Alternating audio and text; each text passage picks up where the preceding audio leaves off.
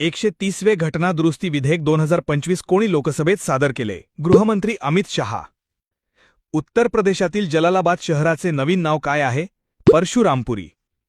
एसबीआयच्या economic research डिपार्टमेंटच्या अहवालानुसार UPI वापरामध्ये कोणते भारतीय राज्य प्रथम क्रमांकावर आहे? महाराष्ट्र. इंटरनॅशनल ऑलिम्पिक कमिटीने IOC नुकतेच कोणाला मानसिक आरोग्य राजदूत म्हणून नियुक्त केले आहे? अभिनव बिंद्रा. 2025च्या हुरून इंडिया सर्वात मौल्यवान कौटुंबिक व्यवसायांच्या यादीमध्ये कोणत्या कुटुंबाने अव्वल स्थान पटकावले आहे? अंबानी कुटुंब. कॉन्टबॉक्स चेन्नई ग्रँडमास्टर्स 2025च्या मास्टर श्रेणीचे विजेतेपद कोणी जिंकले? Vincent Kemar.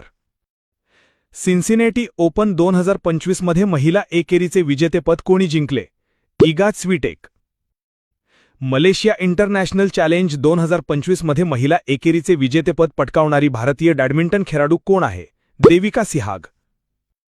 भारताचे माजी पंतप्रधान राजीव गांधी यांच्या जयंतीनिमित्त दरवर्षी कोणता दिवस सद्भावना दिवस म्हणून साजरा केला जातो?